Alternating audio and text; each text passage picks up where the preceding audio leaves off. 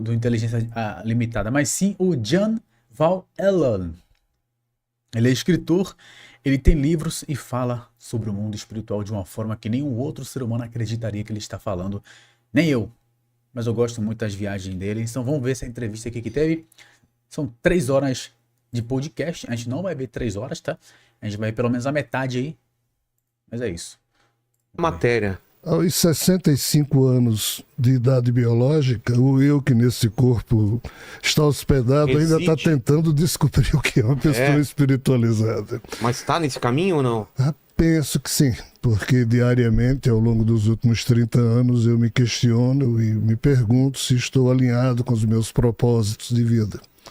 Como meus propósitos de vida estão calcados na minha filosofia, nos meus conceitos supremos, que eu copiei de Jesus, copiei de Buda, copiei de homens e mulheres maravilhosos, eu penso que eu estou tentando ser decente, isso me dá um senso de dignidade, talvez isso seja essa busca de espiritualização, ou se não é uma busca, é uma construção de uma consciência espiritualizada em nós mesmos. Mas eu não sou isso, estou tentando ser. Uma construção consciente, cara. Eu acho que era muito ou é um pouco sendo deixado pelo acaso, pelo... Eu adoro a música de Zeca Pagodinho, que a vida possa nos levar, mas sou eu que levo a minha vida. Não dá pra gente jogar a culpa. É construção consciente, eu não posso jogar a culpa no destino, sou eu que faço. E o livre-arbítrio da gente, até que ponto? Eu tava ouvindo um podcast gringo, de um cara falando que a gente não tem livre-arbítrio, que tudo é determinado pelos nossos neurônios, pela química, pelo DNA, tudo a gente acha que tem controle, mas na verdade não tem. O que você acha? Olha, o avanço mais notável das neurociências na atualidade é quando eles pegam um ser humano, ele senta no laboratório, enchem a cabeça dele de eletrólitos ligados a um computador e aí o cérebro dele é reproduzido ali. Começa a iluminar algumas partes do cérebro. Isso. Aí o cientista diz, fale. Aí ele fala alguma coisa. Fale mais. Ou seja, tudo que um ser humano fala, antes dele falar, o cérebro dele se assente. Exatamente. Então, por causa disso, o cientista diz, tudo que sai da sua boca, nós notamos aqui que 0,5 segundos antes de sair da sua boca, a palavra que você vai dizer já ecoou no interior do cérebro. Olha o tamanho da loucura. Olha que doideira. Então, eu estou falando isso daqui e alguns milissegundos antes isso já se formou aqui. Então isso é ciência. Tá. Nós não temos... não acredito nisso não. O problema é seu, cara. Não, né? Isso aqui é ciência, é um fato. Você pode compreender ou não. O que é que os cientistas dizem então? Que tudo o que o cérebro de um ser humano faz com que este ser humano sinta, pense, fale ou venha agir, em tese, como o cérebro se acende primeiro e a gente fala, cadê o livre-arbítrio da gente? Né? Então, com base nisso é que essas afirmações são feitas. Mas aqui começa a aparecer se este é o lado belo e profundo da ciência, mas agora vem o lado ridículo e trágico. Aí você pergunta aos cientistas, ok, perfeito, está constatado que 0,5 segundos antes de uma palavra sair pela boca de alguém é porque o cérebro dele já criou essa ordem e ele falou. Mas a questão é, por que o cérebro assente? Aí a ciência responde, você sabe o que é? Não. O acaso. Sério? Você estuda tantos anos mestrado, PhD, o e dá uma é minha resposta pista, dessa. Não pode. Mas é isso que é esse vazio no estudo da consciência. Mas tá cheio de vazios, né? De lacunas. Sim, são limites. 95% do que existe no universo, a gente não sabe o que é. Matéria escura e energia escura. E ninguém sabe o que é isso. Ainda no caso da consciência... Que é a massa, né? 95% da massa. Você pode ir adiante e então você percebe que os cientistas clássicos, os chamados materialistas, morrem com o assunto nesse nível. Eles dizem, o ser humano não tem livre-arbítrio, porque tudo que sai da boca de um ser humano, o cérebro dele manda. Mas eles não explicam por que diabos o cérebro manda. Exato. Aí, se você for olhar um livro chamado... Olha o nome do livro. O surgimento da consciência no ocaso da mente bicameral. de Julian Jaynes, lançado em 1976. Eu li sobre esse livro quando eu estava lançando aquela série, não sei se você chegou a assistir o Westworld. Yeah. Eles falaram sobre essa É com mente base bicameral. nisso, é mente O que é uma bicameral. mente bicameral? O cérebro humano tem 2 hemisférios. câmaras. Então, o que é que Julian Jaynes, nesse livro, ele aborda? A tese de que, primeiro, em um dos hemisférios, incide o quê? A voz dos deuses. E em chegando o impulso vindo, sabe-se lá de onde. Aí o cérebro do ser humano se acende, olha o detalhe, tá? Aí depois que se acende o ser humano, impulsionado por essa ordem, o outro lado do hemisfério cerebral dele, o outro hemisfério, faz com que aqui ele use da sua racionalidade apenas para obedecer à ordem recebida. Então, a racionalidade humana seria, sob essa perspectiva, algo limitado, que teria sido inoculado, sabe-se lá como, colocado nos nossos 28.869 genes, para fazer com que o ser humano se tornasse esperto, não para ser racional no sentido de liberdade, mas para ser racional no sentido de entender ordens que chegam. Esse Como se assunto fosse é muito profundo. Como se fosse a gente tem uma programação padrão. Isso. E a gente responde essa programação com... A gente pode responder dentro da nossa vontade com várias respostas, mas tudo tá meio esquematizado. A gente não pode sair muito dessa programação padrão. Tudo vem do espírito. Então, essa programação padrão seria o código neuronal inserido no Código base. núcleo Código das fonte, né? nossas células É nosso QR Code, cara. neuronais. Ou seja, Nossa. dentro Você de não cada acredita, mas é neurônio, isso, dentro cara. de cada célula Sei. do corpo, Mas é o que você não acredita. existe lá o DNA, o núcleo. Então, aqui estaria um código que seria exatamente as regras, os critérios que, em recebendo esse impulso, que primeiro incide num lado do cérebro, ele processaria e faria com que o eu humano fosse apenas um mero reflexo da resposta que sai pelos axônios dos nossos neurônios. E como são 100 bilhões ou 80 bilhões de neurônios... Aí é muito ciência, mano. todos Ciência eu não eles entendo, não. Quer dizer, entendo, né? recebendo Mas é as muito complexo. informações, mas produzindo só uma resposta, porque a célula neuronal aqui dentro tem milhares de dendritos recebendo informações, Olha, processa, mas só tem um axônio, só dá uma resposta. Ou seja, o eu, que a gente pensa que é o nosso eu, nada mais seria, então, do que uma resposta unificada que os 100 bilhões de neurônios simultaneamente dão, e essa sensação sobra aqui dentro, no lobo frontal, e aí a gente pensa que existe um eu instalado aqui dentro. Mas aí milagrosamente faz a gente ter autoconsciência, pensar, conseguir conversar, trocar ideias e refletir sobre o mundo e o universo. É uma teoria boa, cara. este eu seria então a resposta disso aí, desse processo que Julian Jaynes escreve. O que é que ele diz? Que só desde a era axial, que era axial essa, cerca de 2.600, 700 anos atrás, se a gente observar na Índia, Era Por que sexual. chama axial? devido a isso que eu vou explicar agora. Toma! Na Índia, nesse mesmo período, Siddhartha Gautama estava apresentando o Presta budismo, Kapila estava apresentando o Sankhya, Patanjali, os Sudras do Yoga, e essas 3 disciplinas convidam meio que o ser humano a se aventurar por ele mesmo e deixar os deuses de lado. Sei. Nessa mesma época, na Pérsia, Zoroastro estava anunciando que o crepúsculo dos deuses.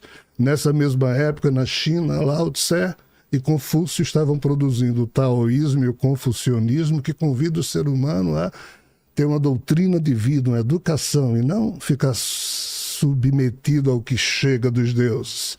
Na Grécia, Tales de Mileto estava Eu quero ler fundando sobre o taoísmo, o que a cara. gente chama de filosofia. Então, por isso é a era axial. Entendi. É uma era em que o poder dos deuses sobre os humanos passou a diminuir porque Hesíodo, na Grécia, quando produziu a sua teogonia, que foi a epifania de Zeus se apresentando aos humanos como um super deus, Hesíodo criticou esse processo e usou do seu senso crítico e chamou o nome do Deus criador como? De caos. Caos é o pior palavrão que existe no vocabulário grego. Ah, é?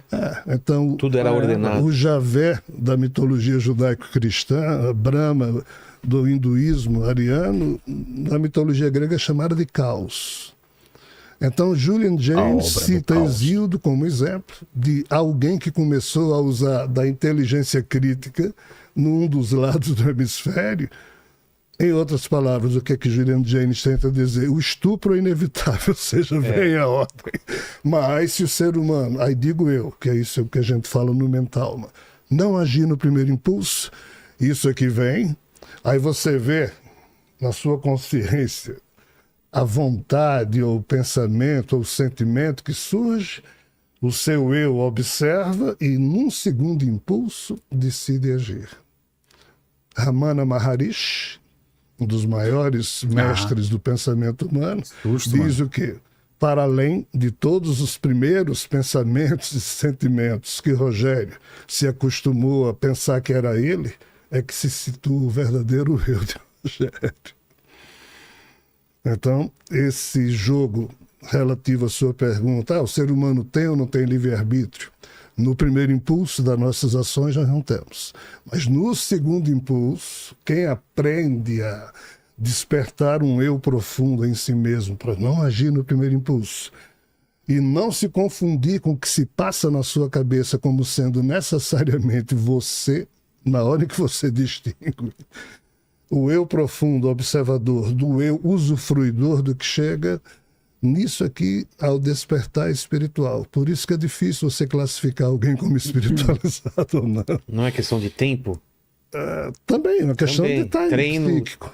Aí só vai com você usando a respiração, a pranayama, exercícios respiratórios para você acalmar Tô a tentando mente, entender, cara, tá difícil a através do situação aqui. aprofundamento da respiração, para você não se confundir com o primeiro impulso. Isso é uma maestria. Eu tento explicar isso no Mentalma, mas copiando as lições de Ramana Maharishi. Então, em resumo, respondendo a sua pergunta, existe livre-arbítrio sim do ser humano, mas no segundo impulso. Tá aí. Ele poderia ter falado isso, né, cara? Tá, vamos adiantar aqui os tópicos aqui, ó, vamos ver. Abismo da Consciência Cósmica. Isso aqui parece ser um título de um livro do HP Lovecraft, né, cara? Achei O interessante. neuronal dessas espécies veio com esse tipo de definição. Então, você considerar a providência como sendo algo perfeito, vendo a natureza como ela é. Então, um cara como Thomas Hobbes, um filósofo inglês, viveu no século XVII, nas suas obras, a Leviatã e sobre a humanidade, ele mostra o quê? Que é desagradável perceber que leão persegue boi, come boi, bababá. Mas aqui tem um problema. Nós, humanos, surgimos com racionalidade e, em tese, somos diferentes dos nossos irmãozinhos irracionais. Mas o que é que Thomas Hobbes constata? Que o homem é o lobo do próprio homem. Aí ferrou tudo. Aí você se pergunta, e a providência? A providência criou rato, gato, leão, zebra e nós, humanos. Então, qual é a nossa crença? De que a providência se incomoda com o sofrimento e cuida da gente. A providência é Deus. É o conceito de Deus que nós fazemos. Mas na hora que você olha para os fatos, você vê que há um abismo nessa compreensão. Ela está furada, ela está infantilizada, porque assim... Se você diz, Deus se incomoda com o sofrimento humano, e todo dia você vê sofrimento. Não, teve enchente agora, tragédia no Rio Grande do Sul. Criança estuprada desde que a espécie humana começou. Guerra da Ucrânia, Gaza, Israel. Então, assim, se você continua a exercer, a produzir cantos de louvor a esse tipo de crença, de que alguém cuida de nós, e você olha para a vida e vê que ou esse alguém aposentou-se ou nunca cuidou, aí você diz, esse tipo de crença que nós criamos a partir da nossa inocência, né, é falso. É falso. Por quê? Porque a consciência cósmica que deveria cuidar da gente não cuida e ainda criou tudo de uma maneira tal que não dá para se fazer muito diferente do que a gente faz se a gente seguir os instintos da natureza do leão, do rato, do gato e do ser humano. Então, há um abismo. Já imaginou, mano? A gente seguir o instinto do leão, cara? Tu correndo por aí, mordendo as pessoas, tá ligado? Comendo os viados. Seria legal. Não, seria legal. Mas a gente evoluiu, né? A gente evoluiu pra chegar até aqui, né, cara? Né? Eu em frente a um computador, fazendo live pra ninguém e assistindo um senhor falando que Existem arcontes. Coisas legais da vida humana. Nessa consciência. Daí o nome do livro, O Abismo da Consciência Cósmica. Então, respondendo a sua pergunta, a consciência cósmica que é a da providência. É o conceito Isso é um de Deus livro? que a gente faz. O que é que eu estou dizendo? É um livro no dele, né? Tem Ei, 350 tem um livros abismo também, aqui porra. nessa forma como a gente acredita. Isso está errado. Nenhuma religião responde ao seguinte fato. Deus é perfeito? As religiões dizem que é. A vida é perfeita? Não é, mas as religiões dizem que é. As religiões dizem que o ser humano é a doença da vida. É isso que a teologia católica afirma. What I mean this? Então a culpa é da gente. Tá What? entendendo? No Não é. way, Depois bro. da queda. O problema é que há um abismo na consciência cósmica, ou seja, a culpa é de quem gerou essas coisas desse jeito. Nós, humanos, somos, entre aspas, e com gato, leão, cavalo, tudo junto, nós somos vítimas desse processo. É isso que eu defendo como tese a ser refletida por... Ou nós somos alunos dessa enorme escola cósmica. Cara, eu nunca pensei por esse lado. Quem já jogou o jogo Pulso? Tá ligado o jogo Pulso? Quem nunca jogou o jogo Pulso aí, não sei, né? O jogo Pulso é o que? Tipo, você tá dentro de um ambiente, assim, muito parecido, né? E vaziozão. E tem várias piscinas, né, cara? Como é que se fala, porra? Eu interpreto, cara, que a vida é assim, tá ligado? A vida é como um jogo Pulse, com várias piscinas, e você vai passando de nível em nível. Só que no jogo ele acaba, né? Os níveis, chega no último nível, acaba. Na vida eu acho que não, eu acho que é eterno, né, cara? Mas é por isso que Jesus Cristo falava sobre a eternidade. Ou seja, quer dizer, eu acho que ele falava, né? Talvez eu esteja falando um monte de abobrinhas, né? Mas eu acho que não, cara. Eu acho que ele falava sobre isso, né? pessoas adultas. Por quê? Mas isso, Porque não se pode tomar como sendo correta a crença de que um Deus perfeito criou isso que é imperfeito. mas isso não é igual a se voltar contra Deus. De forma Se voltar alguma. contra o Isso Criador é- e falar, você que me fez assim, você é o culpado. Ao Qual a diferença? contrário, isso é respeitar a crença em Deus, não o tipo de conceito de Deus que a gente faz. Deus não é mordomo dos nossos Mas caprichos. ele é perfeito ou ele é imperfeito? Eu penso que há uma perfeição, pelo que eu escuto dos espíritos e falo nos livros que produzo e palestras, particularmente, eu penso que Deus existe. Mas nunca aqui na Terra o Deus que de fato eu penso que existe foi sequer homenageado por alguém. O Deus que aqui na Terra se acredita é um Deus funcional, é um Deus que tem que resolver os problemas da vida, os meus problemas, o seu. E eu ainda abro uma igreja para vender a oferta desses serviços e transformo Deus em mordomo de tudo que é capricho da gente. Isso não tem o menor sentido, cara. Então, Comercialização da fé, eu já né? Igual analisei Jesus Cristo todas falava, as né? religiões da face da Terra, respeito todas, estudo todas. Minha mãe era católica, já falecida. Eu dizia, mãe, seja a católica mais bela que você puder ser. Não precisa trocar de religião. Porque você se acostuma, você tem um carinho, você tem uma ternura, um respeito. Agora, dignifica a sua expressão religiosa. Mas se eu uso o nome de Deus, o nome de Jesus, só para controlar consciências, ganhar dinheiro, ser importante, ser eleito, ter bancada evangélica, bancada disso, bancada daquilo, para eu fazer... Habla Ou seja, isso tudo mesmo, é é muito Elohim. vergonhoso. Habla mesmo, pode Então, hablar. na hora que a gente perde a noção do que deveria ser objeto de crítica e transforma o que é absurdo em normal e ainda louva esse normal como sendo sagrado, por isso que nós humanos estamos nessa ladeira abaixo, Esse local preso pelos arcontes. Fala pra ele, pô. no sentido de criar problemas para nós mesmos. Então, o abismo da consciência cósmica é uma reflexão profunda sobre essas lacunas, esses vazios que existem na maneira como nós humanos pensamos estarmos. Eu creio em Deus, eu amo Deus, Deus nos ama. Isso são expressões meio infantis de nossa parte. Ué, mas por quê, Se cara? Deus nos amasse no sentido em que nós pensamos que Ele nos ama, as coisas não seriam assim. Se são assim, algo de muito equivocado existe nesse modo de pensar De ou compreensão, né? na maneira como as coisas aconteceram e acontecem. Nós temos que ter um marco zero. nos libertar de tudo que até hoje foi ensinado e permitir que as gerações futuras da humanidade possam repensar tudo isso para dignificar a vida. Porque as religiões matam em nome de Deus, esfolam em nome de Deus, roubam em nome de Deus, controlam em nome de Deus.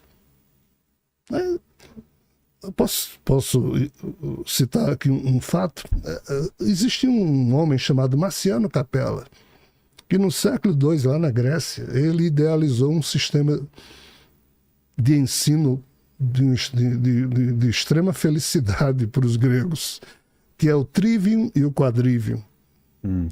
Ele tomou como base palavras e números. Então, o trivium, ele criou gramática, retórica e lógica como sendo 3 matérias, e o quadrivium, relativo a números, matemática, geometria, música e astronomia.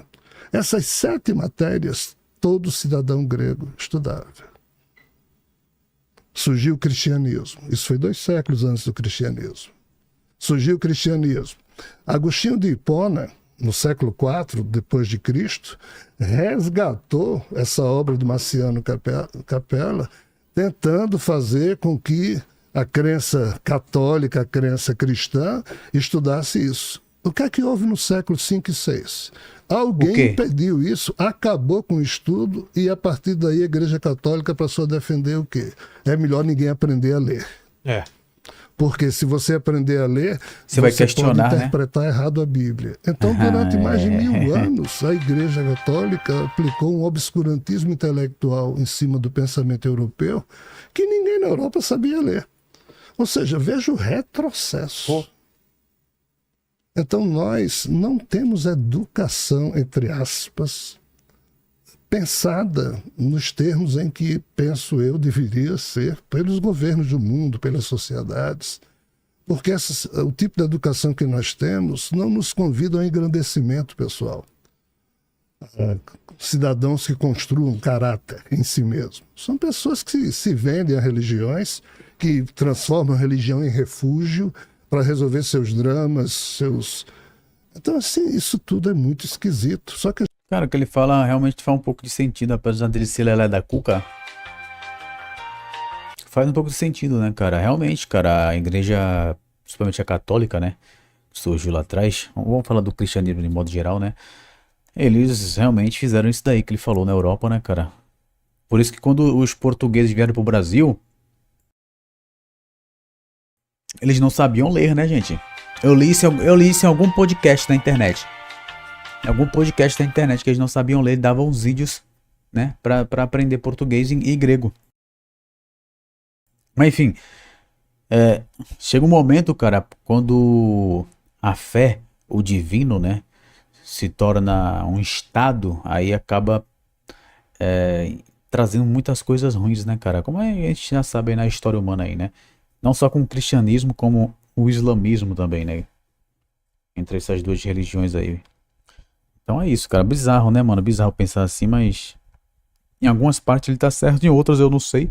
Mas eu acho que é muita viagem na mente dele. A gente toma isso como normal e como sendo o que deve ser feito.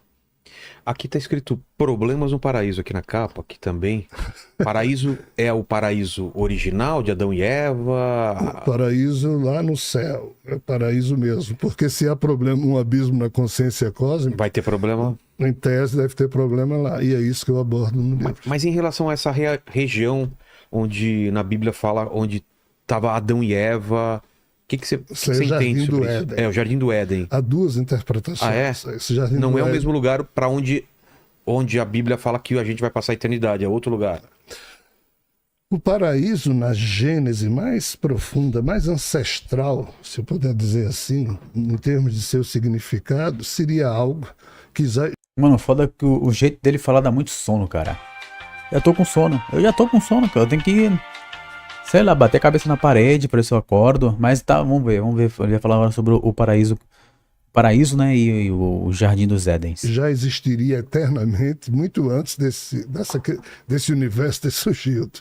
É algo pré-existente, né?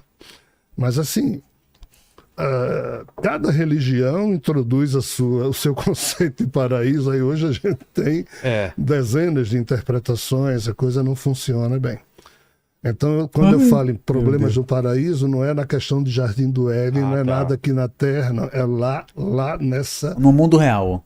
perfeição, mundo nessa real. eternidade, porque se isso existe, tudo que passou a existir, ou veio disso, ou vem disso, ou está inserido nisso. Não pode existir nada fora da chamada transcendência ou imanência de um Deus. Sabe o que eu fico pensando, cara?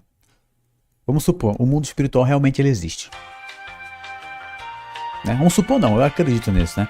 Mas será que lá, cara, também eles têm religiões, cara? Tipo, nossa, mano, a gente tá aqui, nós somos cientistas, criamos aqui um universo, e dentro desse universo colocamos essências. E essas essências, elas um dia vão... enfim, um dia vão não, né? Vão sempre ficar presas ali, né? Vivendo um ciclo. Né? Até eles descobrirem como tirarem a essência de lá. Tipo, eles não sabem tirar a essência, a consciência, a alma, o espírito de lá, tá ligado? A gente tá preso aqui, cara. Aí eles estão trabalhando nisso aí pra tentar resolver esse problema e enviaram Jesus. Na verdade, eles descobriram como, né? Aí eles vieram quem? Enviaram Jesus Cristo. Fico pensando isso, cara. Será que lá fora é a realidade, mas a realidade ela é completamente diferente? Mas lá eles também têm crenças, cara. É uma coisa muito, muito crazy, né, mano? De pensar Ou assim, de um né? princípio, ou Maluco. seja lá o que for. Então, o caos que nós vivemos está dentro do céu. Ou está dentro do paraíso. Então Fora do paraíso não pode existir aqui nada. não é um reflexo distorcido do Não. que é lá. É mesmo? O caos, então, é uma coisa boa, não é uma... Não, o caos é uma coisa ruim. Ah, tá. Mas, assim, surgiu de algo que já, entre aspas, existia, chamado de perfeição. O Big Bang, se a gente for colocar ciência e fazer um paralelo com isso que você está falando, o Big Bang foi o início, então, disso?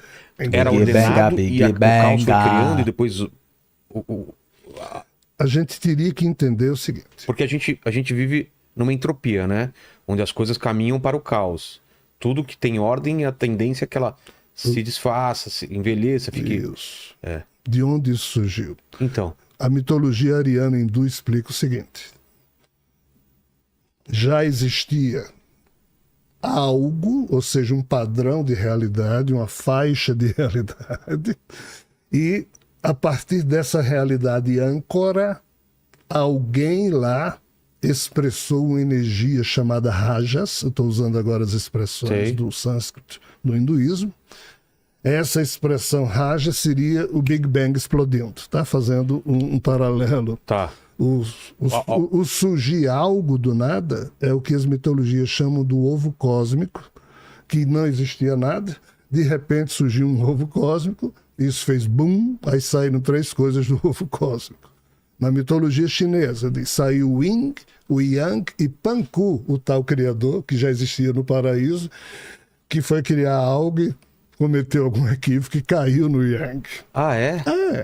As mitologias Caramba, todas falam disso. O hinduísmo ariano.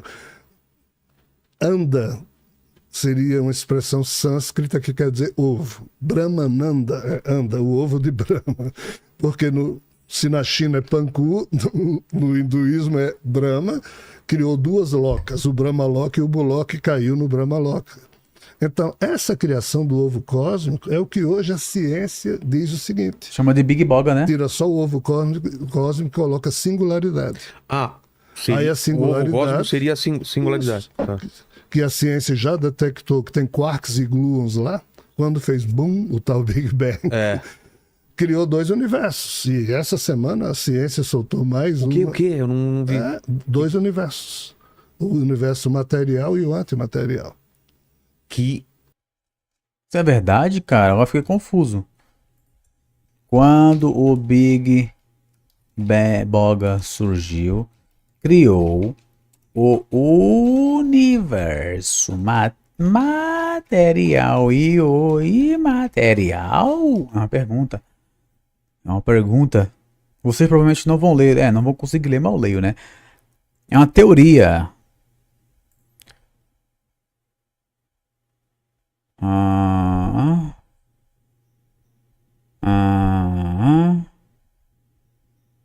Não aborda a existência de um universo.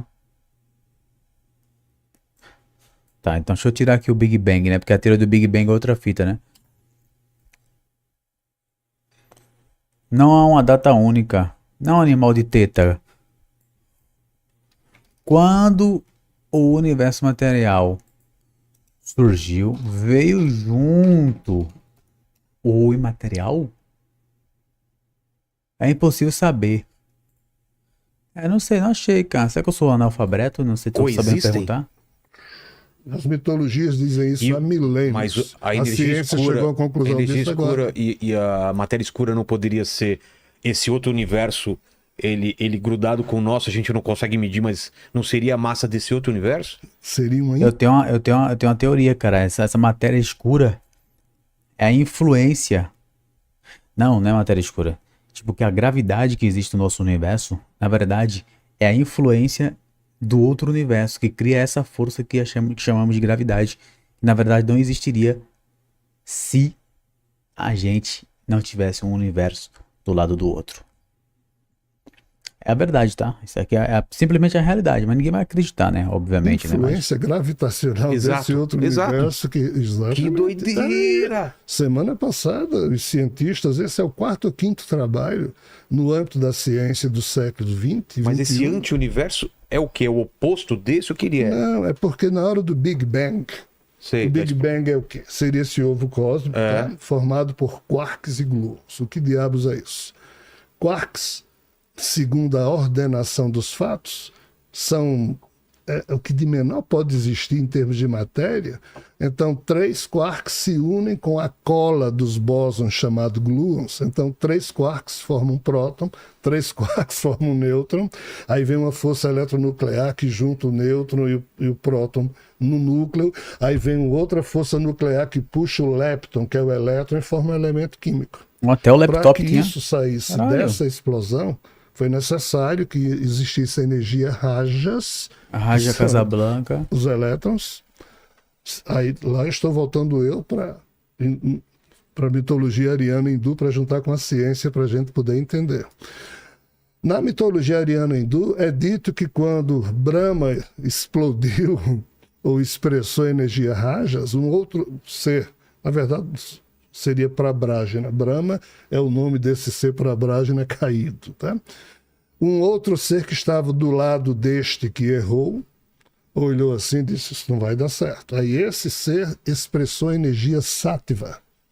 A energia sátiva corresponde às 4 forças que existem na natureza. A eletronuclear fraca, forte, o eletromagnetismo e a gravitacional.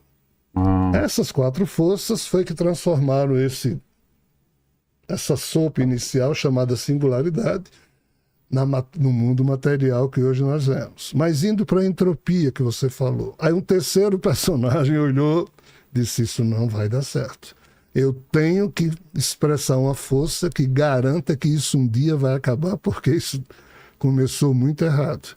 Aí expressou a força chamada Tamas, ou tamásica, que é o selo de garantia que um ser que depois ficou conhecido como Shiva. Mano, ele tá criando tudo isso da cabeça dele, cara. Isso não existe. Não existe, cara. Força tamásica. Duvido. Tamas é um dos 3 gunas, qualidades universais da filosofia indiana, principalmente no yoga e na Ayurveda. A palavra sânscrita Tama significa escuridão e representa a energia da inércia, a estagnação e da obscuridade. Cara, existe mesmo, cara. Os 3 gunas são Sattva, a força da pureza, equilíbrio e clareza, é a energia que promove a harmonia, a sabedoria e a felicidade. Rajas, a força da ação, da paixão e do movimento, leva a ambição ao desejo e ao esforço, mas pode gerar agitação e inquietação. E Tamas, é que eu li agorinha, né? A força da inércia. Cara, realmente existe, eu pensei que ele tava tudo tirando da mente dele, cara, mas não. Estou só reproduzindo o que a mitologia conta. Jogou nessa matrix criada pela energia rajas desse outro ser, garantindo que isso vai até um limite em que depois se acaba, porque, como você bem disse, a entropia faz com que tudo que existe aqui dentro já nasça com o germe da sua própria morte, que tudo aqui tem que se acabar. Tudo vai de cada vez mais frio. Então, assim, os cientistas não sabem explicar o porquê da energia escura. Mas a mitologia fala disso há muito tempo, que é essa força tamásica que obriga que tudo que venha a existir dentro da energia rajásica se acabe porque foi criado de modo imperfeito e problemático. Cara, da hora, né, mano? É o que a mitologia, filosofia indiana, né? Deixa eu pegar aqui, deixa eu dar uma xerecada aqui na boca. Cara, interessante, cara. Deixa eu pesquisar aqui, ó. O que diz a filosofia indiana sobre o cosmos? Perguntar ao chat GPT aqui, né, cara? Porque o chat GPT ele sabe mais do que qualquer ser humano na Terra, eu diria, basicamente. Na filosofia védica e nas Upanishads, o cosmos é visto como a manifestação de Brahma, o princípio absoluto, eterno e sem forma. Nada está fora de Brahma. Tudo que existe, estrelas, planetas, seres, pensamentos, é apenas uma vibração dessa realidade divina. Tudo isso é, em verdade, Brahma. Assim, o cosmos não é criado de fora, mas emanado de dentro do próprio absoluto, como ondas no oceano infinito. Criação, preservação e dissolução. A, comoju- a co... A cor não, pô. A cosmologia hindu vê o universo como cíclico, não linear.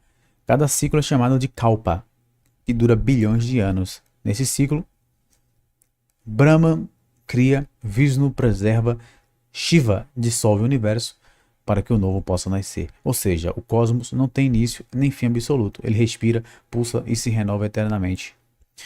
O microcosmo e o macrocosmo. A máxima védica, Yata Pindetata Brahmande, significa como é o átomo, assim é o cosmos. Como é o homem, assim é o universo. Essa é a ideia central. Mostra que o ser humano é um microcosmos do todo. O que acontece dentro de nós é um reflexo do que acontece nas estrelas. A mente humana é um espelho do próprio cosmos. Por isso, conhecer a si mesmo é conhecer o universo, o tempo cósmico. O tempo, para a filosofia indiana, não é linear como no Ocidente. Ele é cíclico, relativo e eterno. O universo passa por 4 grandes eras, os yugas, e atualmente estamos na Kali Yuga, a era da decadência espiritual e material. Depois do Kali Yuga, o ciclo recomeça, ou seja, a destruição é também o prenúncio do nascimento, do renascimento, né?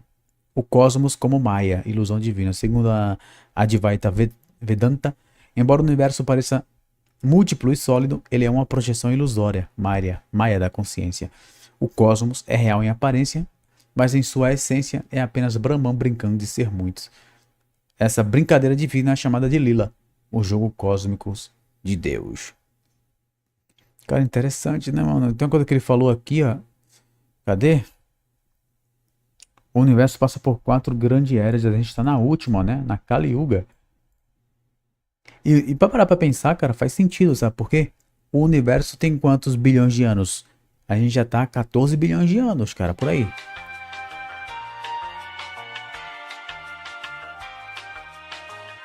Tipo, a gente não descobriu, a gente, vamos fazer aqui apontar os telescópios. O Michael Jackson Weber. Vamos apontar o Michael Jackson Weber pro cosmos profundo e descobrir quantos anos tem o universo. A gente descobriu que tem 350 milhões de anos. Não. A gente descobriu que tem 14 bilhões, sei lá, 13, né? A gente consegue enxergar até 12 bilhões de anos, não lembro. Mas a gente descobriu que tem 13,5 bilhões de anos, cara. 14 bilhões de anos no total, tá ligado? E a gente viu 13,5 bilhões já. A gente descobriu que o universo, a gente já tá vivendo há 14 bilhões de anos. E quem? Aí já vem minha teoria. E quem garante que o máximo de bilhões de anos que o universo, o ciclo do universo tenha, é 20 bilhões de anos? Ou melhor, é 15 bilhões de anos. A gente já tá no 15. A gente já tá no 14,9 e é 15 bilhões de anos. Ainda faltam quantos? 10 milhões de anos. Ou seja, daqui a 10 milhões de anos, o ciclo se encerra, cara. Alguma coisa acontece. Tá ligado? É minha teoria. Eu essa teoria aqui, tá? Eu achei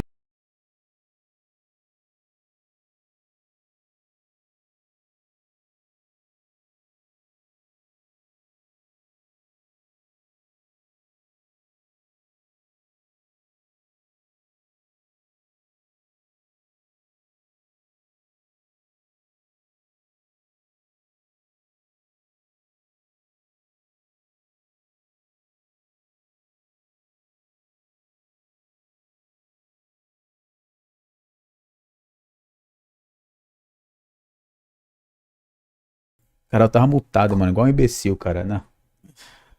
Nem fudendo, cara. Nem fudendo. Nem fudendo que eu tava. Eu não tava mutado nesse tempo todo, não, né, cara? Eu não tava mutado, não, né?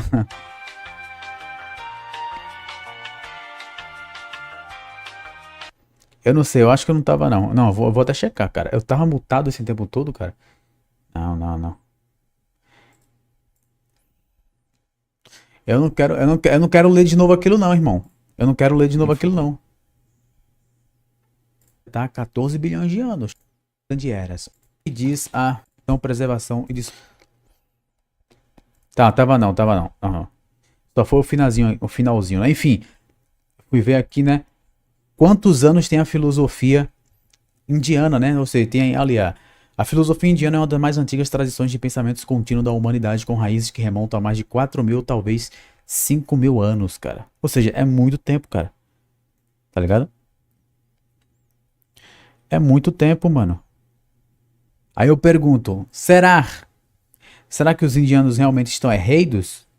Porque faz sentido, né? Tudo isso que eu falei agora há pouco faz sentido, cara. Faz sentido. É bom, mano. É sempre bom ficar pensando assim, né, mano? Nossa. Se isso for correto, nós aqui teríamos que distinguir essas figuras como sendo criadoras e não confundir esses criadores com o Deus onipotente. Ah, não? Não, é distinto. As mitologias fizeram essa distinção. Existe o Deus incognoscível, puro, perfeito, blá, blá, blá, e por algum problema, um ser que vem nessa hierarquia criou algo. Esse algo é imperfeito. Acho que não é problema, cara. Acho que é tipo uma missão, tá ligado? Criar o universo, criar os seres que existem em todo o vasto universo que a gente conhece, né? O que a gente não descobriu ainda, no caso. E aí ser um processo evolutivo, cara. É o que eu acredito. É o que eu particularmente acredito. Esse ser aqui não seria Deus. Só que as religiões que surgiram depois das mitologias Ele é um funcionário, tá ligado? cancelaram essas histórias, pegaram esse ser que teria criado errado e transformaram ele em Deus. E quem seria esse cara? Javé, o Deus bíblico, Brahma, o Deus do hinduísmo, Alá, o Deus do Islã. Não, eu tô falando antes. Quem seria essa pessoa É antes o do... tal Prajna ou Prajapati, assim citado nas Não seria mitologias Lúcifer? ariana e hindu. Não, Lúcifer é um anjo. É outra história. coisa. Então, assim, se a gente fizer essas distinções, a gente consegue discutir o conceito de Deus, que nada tem a ver com o Apartado conceito de- de criador desse universo. Segundo essas fofocas, existem milhões de universos por aí e nenhum apresenta esse problema. Só esse aqui apresenta. é? Só esse tem o caos. Eu- A tal Mas da como é que você entropia sabe, você meu fala. amigo? Eu tô assistindo uma série. Como é que você sabe que só esse aqui é pra você? Já foi nos outros universos? Já foi lá? Tá ligado? Aí só falta dizer, não, tem um amigo alienígena que é de outro universo. A gente troca filgrama, né, mental aqui pra trocar uma ideia. Pô, cara, calma aí, né, irmão? Tá, e mesmo se existir outro universo, cara, pô, não sei, não sei. Vai que ele Não sei foi, se né, você cara? tá Tô assistindo julgando, chamada mano. Matéria Escura? Não, ainda não. Recomendo. Então é o seguinte. Obrigado pela dica. O cara constrói uma caixa, tipo a caixa lá aquele experimento do gato de Schrödinger. Como Sim. que é? É isso que tá certo, Isso. Leni? Schoenberg. Schrödinger. É, eu acho que é Schrödinger. Schrödinger. Schoenberg, cara. Onde você entra nessa caixa e você tem possibilidade de ir para universos onde você tomou outras decisões. Uhum. A ideia deles é que a tua consciência ela tá com você, mas, por exemplo, no filme ele tem um universo onde ele escolheu não ter filho e um universo onde ele escolheu ter filho e constituir uma família. E ele é bem sucedido aqui profissionalmente, só que ele é infeliz porque não constitui uma família. Então ele constrói essa máquina, começa a ver as outras versões dele tomando outras decisões até que chega num universo onde ele tem uma família feliz, ele é um professor, ganha... Ah, isso aí é Rick e Morty, porra. Não é? Rick e Morty não é assim? super pouco, ele não é famoso, não é rico nem nada, mas ele queria ter escolhido aquela vida. Então ele entra nessa realidade. Existe uma possibilidade de existirem vários universos ou mundos paralelos onde existe uma versão minha ou tua que tomou outros caminhos? Ele vai falar que sim. Esses mundos eles coexistem e a minha cabeça ela pode saltar de repente para um mundo desse e vislumbrar essas outras decisões como sonhos ou como outras coisas? Essa minha consciência pode vagar por isso? Isso é muita loucura? Ou... Por esquisito que possa parecer, isso parece que é real mesmo. Nossa! Mas a gente tem que distinguir bem os temas, tá? Veja bem. Quando a gente fala que, segundo as mitologias, tá, existem outros universos, não é a esse tipo de situação que a gente está se referindo, não. Como seria isso? Vou chegar lá. Vamos lá. No Rig Veda, que é um dos principais, talvez o livro mais antigo da humanidade, escrito por Vyasa e mais um dos seus discípulos, tem uma hora em que Brahma recebe uma visita de Shiva. E Shiva diz: Brahma, você não tem vergonha. Mas só para colocar, Shiva e Brahma, quem são esses personagens? Seriam 3 deuses da Trimurti hindu, assim descritos na mitologia ariana, que mais tarde os Dravidianos, que eram os habitantes naturais da Índia, transformaram em mitologia hinduísta. Brahma, Shiva e... Vishnu e Shiva. Tá. Todas as mitologias antigas têm uma trindade, as mesmo? mais importantes. Esqueci de botar a pica no boga, né? Calma aí. Sempre esqueço, né, mano, de multar o WhatsApp, cara. As pessoas ficam enchendo o saco do ser humano, né? Enfim, vamos continuar aqui. A católica criou uma Santíssima Trindade só para... Exatamente. Então o número 3 é uma coisa bem poderosa. Isso, mas voltando para o tema. Então, quando isso foi gerado, o quê? Essa criação problemática, vários seres mergulharam do paraíso aqui, e Brahma, Vishnu e Shiva seriam exemplos disso. Um caiu, os outros 2 mergulharam para ajudar. Cair seria tornar-se humano? Não. Só cair. Não existia humanidade. Não existe esse... Essa história tem 13,8 bilhões de anos. A humanidade só surgiu há 50 mil anos. Muito antes de qualquer coisa acontecer. Tá? Então, assim, essas figuras respondem pela história de um universo problemático. Mas antes dessa criação, já tem diversos universos, segundo essa fofoca, que funcionam maravilhosamente bem. Isso aqui é um tipo de multiverso. Só que a ciência humana criou novas interpretações, e eu vou chegar onde você colocou. Nós temos a teoria das cordas, supercordas, teoria M, blá, blá, blá. E a matemática dessas teorias... Você chega a 12... 11 dimensões. 11, 12 dimensões, né? E a interpretação dessa matemática é que está pirando os cientistas. Porque você faz uma conta, uma equação, tem lá um número, mas você vai interpretar o resultado, e cada um interpreta do seu jeito. Há cientistas que dizem que há uma bifurcação que acontece a cada novo instante, e a cada novo instante aqui surge um novo universo e a gente entra com eus, ou cópias dos nossos eus, aqui dentro. Mas assim, esse tipo de interpretação, que tem livros a respeito disso, particularmente... As fofocas que acabei de gastar dinheiro, fazem comigo dizem que isso aqui é meio furado. Porque é de uma utilidade total a existência de bilhões em promoção, de Rogério, né, cara? Na Amazon, frete grátis, chega amanhã eu comprei, porra, foda-se. Aí o que é que outras teorias dizem? Não, são 11 as dimensões. Aí começa... Pra quebrar o ciclo do Sansara a gente precisou, cara, precisou gastar dinheiro. Essa vê uma diminuição aí. Mas eu nem vou por aí. O que é que... Mas nem preste atenção no que ele falou, que ele tá falando sobre o quê? Eu tenho percebido, conforme né? a orientação dos amigos espirituais, que de fato não é essa questão de que exista desdobramentos de universo, a moda como os cientistas têm interpretado. É que existem os problemas de loop mental que nós criamos, e aqui eu teria que falar de cópias eferentes, de cópias aferentes, de contexto. Vambora, eu quero saber tudo. Aferente e exaferente. Então qual é o problema? Na hora em que o cérebro da gente se acende... Mano, será que ele tá usando algum tipo de droga quando ele vai pra esses podcasts? Porque, tipo, o que tem a ver Xerox, você tá falando fazer cópia... Na moral, cara, mas tá interessante o assunto, tá? Tá interessante o assunto. Já foi 52 minutos, cara. Eu disse que eu não ia ver todo, já tá chegando na metade do podcast. Voltando ao primeiro assunto, né? É porque alguma ideia saiu aqui dessa cabeça. Total. Seja isso vindo do impulso que o espírito que está ligado a esse corpo está mandando lá, o tal espírito que nos anima, ou seja, o espírito que está encarnado, como Rogério Vilela, o que seja. seja a voz dos deuses, seja alguém que está lá numa supernave tentando, colocou um chip aqui e está mandando uma ordem, na hora em que a gente sente qualquer coisa, dentro de cada célula do nosso corpo, e nós somos 100 trilhões de células, ocorre a produção de uma molécula chamada RNA mensageiro. Olhe bem, isso acontece? Isso é verdade, isso é verdade. Esse RNA mensageiro tem como função pegar a última ideia que Rogério teve, encapsular, encriptografar sob a forma do código de DNA. Tá.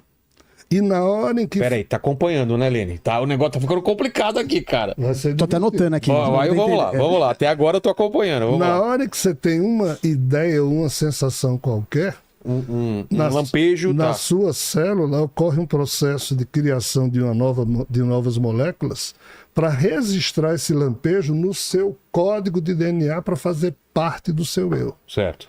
Ok? Então, assim, se eu digo assim, quinta-feira eu vou ligar para Rogério Vilela às 14 horas da tarde. Na hora em que eu penso isso, por mais pitoresco, fugidio ou pouco importante que seja, os RNAs já registraram Ficou impresso em mim. Surge cópia eferente da ideia que eu tive de ligar para Rogério Uma coisa quinta-feira às 14 horas. Se eu pegar um papel e escrever na minha agenda, vou ligar para Rogério, né? Sim. Essa cópia eferente fica mais forte. E acredite, quinta-feira, às 14 horas, as cópias referentes que eu criei, relativa à ligação que eu vou fazer para Rogério, vão estar lá dentro do meu organismo. E quando você liga? Aguardando. Aí, quando eu ligo, eu crio cópias aferentes do que eu estou fazendo, que as informações que as cópias referentes guardaram serão comparadas com o que eu estou fazendo. Se eu finalizei aquilo ali, Ele é excluído. ambas as moléculas se desfazem, aquilo não tem maior importância e o registro está feito. Eu pensei em ligar para Rogério, liguei, concluí. Se eu tenho raiva de você e fico pé da vida com você, eu crio cópia referente. Mas não fique. Aí, enquanto eu ficar com essas cópias referentes relativas a você e não resolver, aí surge um loop mental, uma bolha. Pensamentos intrusivos seriam ou não? Não, o pior é que não é. Não. É algo que puxa cópias dos nossos corpos manásicos, corpo mental. Aí Peraí, aí você tá. Aí eu já tô vendo. O que é corpo manásico? O cara já tá começando a usar ácido, mano. Começando a usar ácido. Eu teria que dar outra Não, mas explicação. mais ou menos, é só uma coisa pra eu entender o que. O espírito da gente, Krishna explica num livro chamado Uttara Gita, que é a última canção, é a última conversa no Mahabharata, no Bhagavad Gita. Krishna e Arjuna conversam jovens antes da guerra de Kurukshetra.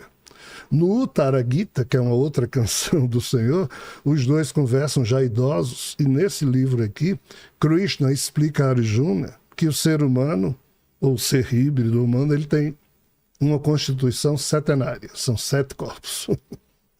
Este corpo e mais 6. Este corpo e mais 3 fantasminhas dele criam o chamado quaternário inferior. Na hora em que papai e mamãe transam, o óvulo foi fecundado pelo espermatozoide e surge o zigoto desse corpo. Aí você já viu um corte dele falando isso, é loucura, hein? Presta atenção aí, porque, tipo, a mente Nessa buga. hora surgem os 3 fantasminhas do quaternário inferior, onde os arquivos, as tais cópias mentais que eu acabei de falar, do corpo duplo etéreo, do corpo emocional e do corpo mental inferior do ser humano são criados. Isso é o quaternário inferior. Aí você diz, isso é o espírito da gente? Não, o espírito é algo que Krishna chama de tríade imortal, composta pelos corpos átmico, manásico e búdico, que nessa hora em que o zigoto surge é imantado ao quaternário inferior. Tá. Aí fica criada uma constituição setenária do ser. Então, esses loops mentais, na hora que eu tenho raiva de você, no meu corpo emocional inferior, eu produzo um acúmulo de arquivos de cópias referentes tão grandes da raiva que eu crio um loop mental onde a raiva é o tema. Aí lá vai a cópia de mim mesmo ficar pendente de resolver os problemas das cópias referentes. E eu ainda levo a sua mensagem, a cópia sua lá para dentro, e ficamos eu e você num outro nível de consciência, e você, enquanto Rogério aqui, nem sabe disso, e eu, como Rogério, fiz isso inconsciente. Eu não sei, Nenhum mas de eu nós sou dois sabe. prefeito disso? Não. Ah, tá. Eu é que sofro, porque fui eu que criei. Ah, entendi. Mas se você ficar com raiva de mim, Claro. aí vamos os dois lá pra dentro. É aquilo que o pessoal fala, né? É. De que você tá tomando veneno esperando que outra pessoa morra, né?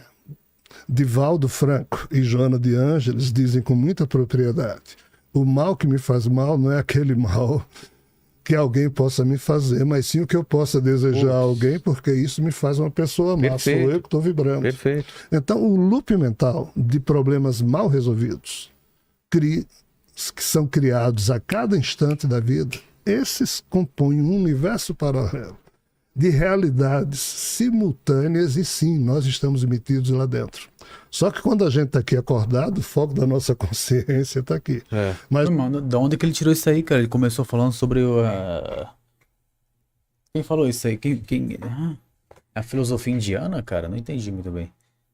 Cara, tá complicado, mano. Tá complicada a situação do olha Brasil. que esse corpo dorme. Aí, parte dos sonhos que nós temos correspondem ao fato de que o espírito que lhe anima leva esse seu eu aí, que está dormindo, mas ele leva as sensações e a consciência de Rogério Vilela para dentro dos loops mentais que você, porventura, tenha criado. Então, todos nós, quando sonhamos, tem dois aspectos no sonho. O sonho ele é produzido por você e você é o protagonista dele. Certo. Você se sente existindo. Eu não lembro disso. Todo sonho, a gente tá nele? Parte Não, né? dos sonhos, é isso que eu estou dizendo. Tá. Uma parte dos sonhos, ou 99% dos sonhos, a gente está nele. eu tá? acho que não tenha sim. dúvida. Tem outra parte dos sonhos que são nosso espírito vivencia na espiritualidade e isso é transferido para o nosso eu e a gente sonha também com isso. E tem uma parte muito modesta aqui que eu teria que explicar questões transcendentais, eu não vou, senão a gente vai desfocar aqui, tá certo? Então, voltando. O mundo paralelo de loops mentais que existe faz com que realidades paralelas simultâneas à nossa vida existam e ficam pendentes de resolução. E por isso que a física quântica diz que o passado não morreu, permanece existindo, o presente existe e o futuro também já existe. A física quântica Futuro. Ou futuros? Futuro. Futuro. Futuro com... O futuro já estaria existindo porque ele depende dessas pendências do passado que só podem ser resolvidas lá na frente. Então... Essa parte não sei se eu entendi. Eu também não. É muita O loucura. futuro, ele já existe porque depende de pendência do passado? Como assim? Vamos falar de futuro. Vamos dar um exemplo. Eu tô pensando em ter um filho Um exemplo esse ano, por prático. exemplo, o ano que Isso. vem. Esse futuro já tá decidido se eu vou ter esse filho ou não, porque eu tô na dúvida. Mas depende do que esse futuro? Então eu não tenho essa decisão? Como que funciona isso? Tem, sim. Tenho? Tem. E essas pendências no passado, o que são, então? Se agregam à sua decisão. Mas assim, primeiro é importante a gente fazer aqui uma vírgula, tá? Desde que a gente começou esse programa, nós estamos falando sobre assuntos muito profundos. Claro. Muita loucura, Em né? que o carimbo do que é verdadeiro ou não é, do que é correto ou não é, do que está certo ou não, eu não tenho autoridade moral para fazer esses carimbos. Então, tudo que eu estou falando aqui São é no estudos, sentido, experiências. exatamente, de reflexão, Claro. certo? É importante É bom falar que isso. os nossos irmãos e irmãs que nos veem, nos assistem, tenham a prudência de não tomar nada disso aqui como sendo verdade, certeza, porque cada um é que tem que ver por si mesmo o que é verdade e o que não é. Perfeito. Então, assim, vamos lá. Existe algo na mitologia nórdica Mano, lá vem a que mitologia diz que um nórdica ser agora. chamado Orlog, lá atrás, bilhões de anos atrás, dentro dessa criação indevida, criou algo chamado WYRD, W-Y-R-D, que seria uma teia quântica. Essa teia quântica apenas tem um conjunto de protocolos para organizar as informações produzidas dentro de uma matrix, e essa organização de protocolos tem como base só um pressuposto. O que sai de um ser volta para ele. Isso não é uma questão de justiça, nem uma questão de pedagogia. É uma mera questão de organização de informações. O que sai de um ser volta para ele. Com o tempo, Orlog criou 3 normes, ou É muita normas, informação, cara. para administrar. Não, calma, vamos avançar isso aqui. Não quero saber sobre isso aqui. A gente tá pra onde? Viagem no tempo. Ah, caramba, só tem coisa crazy aqui, cara. Coisa maluca, né? Vamos ver ele falar sobre Allan Kardec, vai, achei interessante. Eu já li sobre, né? Porque a hora já é muito Mas, avançada. mas vamos falar sobre espiritismo e Allan Kardec. Qual que é a tua visão sobre ele? Olha, Kardec foi um dos caras mais sensatos que eu conheço na história do espiritualismo mundial. Ah, Kardec foi alguém que nasceu como Rivaio aos 11 anos. Como? Rivaio, o nome dele era Hippolyte de Bizarre Rivaio. Aos 11 anos ele foi estudar na escola mais avançada que existia, que era o Instituto de Verdun, na Suíça, de Pestalozzi. Tornou-se monitor de Pestalozzi. Pestalozzi era alguém que nasceu em família protestante, mas ele não era um protestante convicto. E os professores que Pestalozzi usava no Instituto eram alguns católicos, outros protestantes.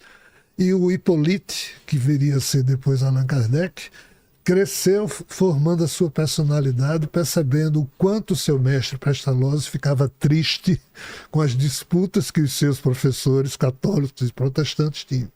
sempre tem Então, isso, né? quando Hippolyte formou a sua personalidade, quando ele concluiu, na verdade ele não chegou a concluir, porque as guerras napoleônicas ferraram com o Instituto de Verdun, porque as famílias europeias não podiam mais mandar os alunos para lá, então o Instituto faliu, mas o professor Rivaio, que é Hippolyte, aos 20 anos, tenta voltar para Paris e fundar o método pestalozziano em Paris. Mas sem se vincular à religião, porque ele, Rivaio, não gostava de religião. Pô, mas ele vai literalmente falar, tipo, ele vai dar a biografia do Allan Kardec, assim. Tá ligado? O Vilela só perguntou o que você acha dele, mano, tá ligado? Tipo, Influenciado pela vivência que teve com Pestalozzi. Mais 30 anos de profissão acadêmica, um belo dia, Carlos Napoleão, que é sobrinho de Napoleão Bonaparte, é eleito presidente da República, mas dá um golpe, se autoproclama imperador e obriga que todos os professores da época tinham que beijar o anel dele. O professor Rivaio foi alguém que se recusou a fazer isso, por isso perdeu a licença para o magistério, ficou desempregado e teve que, entre aspas, viver de bico durante algum tempo. Ele foi contador do Teatro de Paris, blá, blá, blá. Mas ele era alguém da Academia Parisiense de Letras, de Ciências, era um cara profundamente... Nessa época, ele já estudava a questão do magnetismo, então ele se envolveu com o espiritismo. E nessas reuniões espíritas, os espíritos disseram para ele que em vidas passadas o espírito dele já havia reencarnado como um sacerdote celta chamado Allan Kardec. Então o professor Rivaio, que tinha vários livros didáticos, resolveu assumir esse pseudônimo para poder produzir os livros que viriam a compor a doutrina espírita.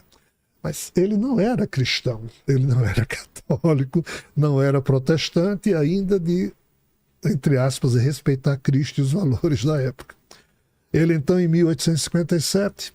ele decide reunir num só livro todas as perguntas que ele conseguiu pesquisar na época, inclusive um amigo dele que já estudava também isso há mais tempo, deu para ele uma série de perguntas e respostas que ele também estava fazendo o mesmo trabalho semelhante ao de Rivaio. Rivaio então pega esses livros, pega essas perguntas, assume o pseudônimo de Allan Kardec e lança em 1857 o Livro dos Espíritos. Em 1861 ele lança o Livro dos Médiuns. Até então, isso aqui não era uma religião.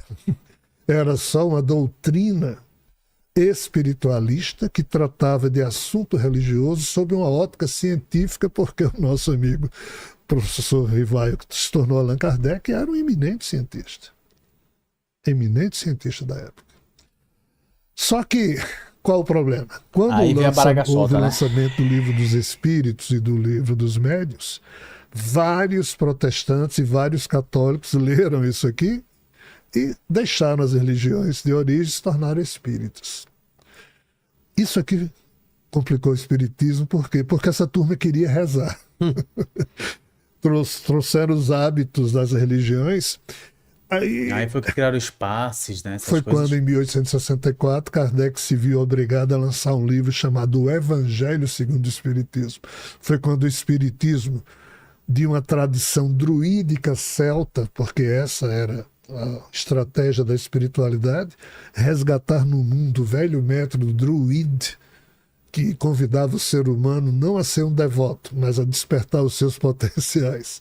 Não só obedecer a lei, a ordens vindas, sabe-se lá de onde, mas por ele mesmo ousar criar dignidade frente à vida.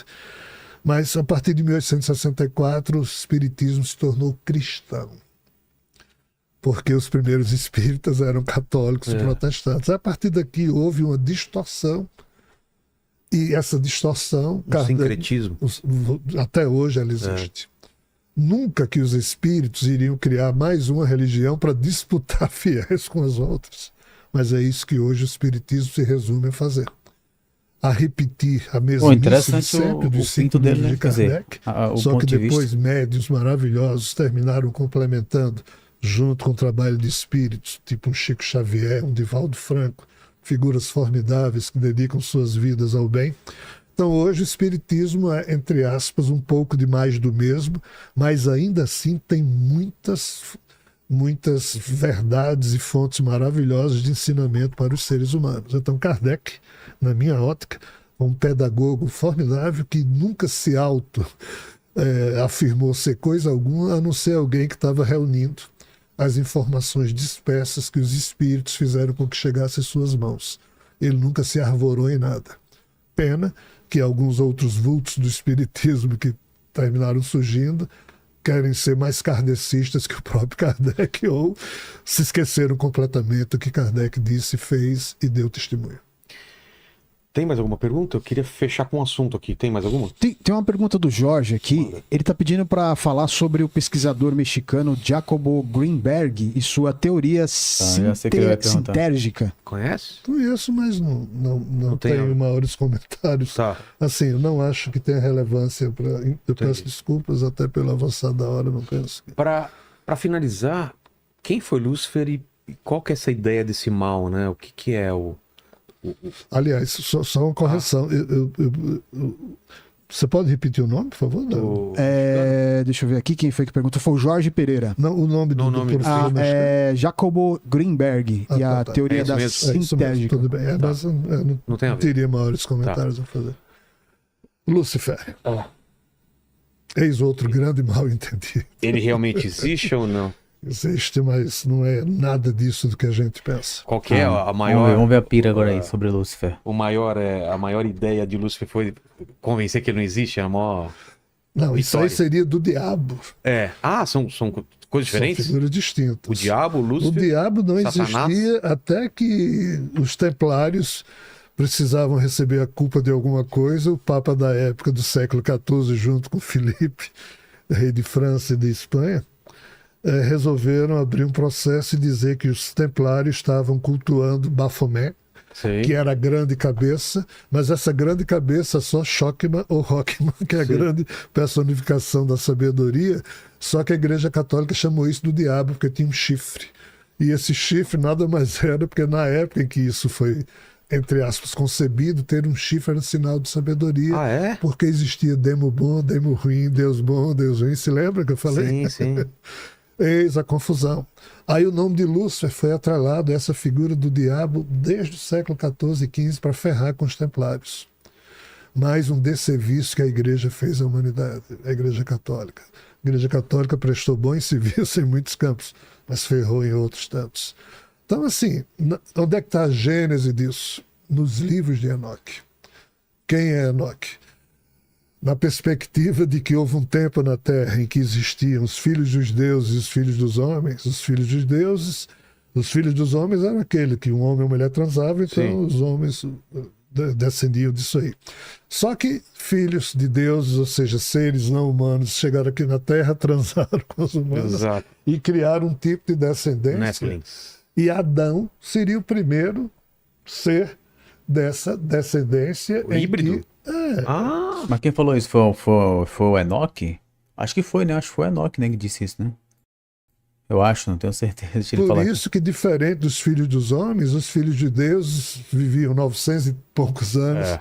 Então, Adão viveu 930 anos. Matusalém. Então, Adão, Sete, Enos, Cainã, Malalahel, Jared, Enoque, Matusalém, Lameque, Noé. Essa relação aqui dos 10 primeiros patriarcas, né? Todos viveram muito. Cacetada. Enoque foi um dos poucos que só viveu 75 anos, aí 2 anjos de Javé Transladado. levaram ele, voltaram, trouxeram ele de volta depois de 300 anos. Ah, é? Aí ele ditou 366 livros para o seu filho Matusalém escrever, levaram ele de Tinha volta. tempo para escrever, né? Porque ele não ia morrer na Terra. Enoque foi transformado em Metatron, isso é outra história. Mas aqui nas notícias que Enoque transmitiu a Matusalém, surge a primeira notícia de rebelião de anjos. É. São 2 referências. As rebeliões, uma rebelião ocorrida há muito tempo atrás, fora do contexto terreno, e outra de seres chamados Igigis, que são Anunnakis, que chegaram e transaram com as mulheres, e Enlil, que era o irmão de En, que ficou pé da vida e ferrou e puniu esses caras. Mandou um dilúvio. Aí Javé assume isso como sendo obra dele, e então a notícia de Enoque sobre rebelião de anjos começou aqui. Aquela lá atrás. Lá atrás. Isso, 1/3 do céu. milênios. Sei. A Igreja Católica, quando surgiu milênios depois, inventou o conceito de diabo sobre o conceito dos anjos que Enoque falou, Os caídos. os caídos. Tá. Então, assim, Nada a ver com Nada a ver. Lúcifer. nada a ver, nada a ver. A história de Ielus Bel tem a ver com a história, outras histórias de anjos caídos, tipo um Belial, e eu contei essa história de Lúcifer numa trilogia Terra Atlantis que eu produzi, são 3 livros, O Sinal de Land's End, Frota Norte e Era Sapiens, em que eu conto toda essa história segundo o que me foi retratado por esses seres. Cara. Não, legal, cara. Interessante a visão aqui do nosso querido amigo Jean Val Elan, né, cara? Interessante aí. Você vê que ele é uma pessoa muito espiritualizada. E não é piada isso aqui, tá? Tá ligado? Mas enfim, falando sério, cara. Pô, mano, muito assunto, né, cara? Muitas referências, muita citação, tá ligado? Muita coisa ao mesmo tempo. E, tipo, são assuntos realmente que são pra nós que estamos fora dessa. Eu falo isso enfim, não de formas pejorativas, né? Mas de fora dessa bolha, cara. É estranho, né, cara? É diferente, é estranho. É muito assunto. Já ouvi falar sobre o Enoque. Eu sei que tem um livro, né? O livro de Enoque, que é um apócrifo, se não me engano. Nunca li, né? Então, acho que o único que eu li foi o Evangelho. Foi o Evangelho apócrifo de João. Não, João não. Não lembro agora, mano. É um aí que, tipo, segundo um apócrifo aí, Jesus, na hora de que ele ressuscitou, ele revelou, né? Pois ele estava fora da matéria, né? Da matéria aqui, ó. Aí a consciência dele estava expandida e assim ele conseguia se lembrar de tudo e contou tudo sobre a verdadeira natureza do nosso universo, que na verdade é um universo criado por um Deus perfeito. É aquele negócio que ele falou ali, Yadabaoth. Acho que é o nome do Deus imperfeito, né? Deus mau, vamos dizer assim, que faz referência a Javé, o Deus cristão, Alá, ou qualquer outro Deus que exista aí. Enfim, eu já li esse apócrifo aí. Esse apócrifo eu li. Achei legal, tá ligado? Achei legal, mas meio crazy, né, mano? Na verdade, eu acho que todos não, né? Mas 90% dos apócrifos devem ser meio crazy, né, mano? Deve ser tipo o cara tomou um chá de cogumelo, tá ligado? O cara tomou um ayahuasca, ficou muito crazy, começou a escrever, né, mano? Ou começou a ditar e alguém começou a escrever sobre, né, mano? Loucura, cara, loucura. Mas, bom vídeo, né? Eu queria reagir a ele aí, né, cara? Porque esse cara é uma figura, mano. Esse cara, pra mim, ele é uma grande figura. É uma pessoa totalmente que tem... Ele escreveu vários livros, né, cara? Ele diz que tem vários contatos com seres iluminados de outras dimensões, com espíritos e etc, etc. Eu não duvido, mas também não acredito. Eu sempre digo isso, né? Eu sou uma pessoa neutra. Eu tô neutro aqui, cara. Eu só recebo as informações e vou pesquisar depois porque eu acho interessante. E é isso que eu faço na minha voida, né? E é isso que eu faço na minha voida.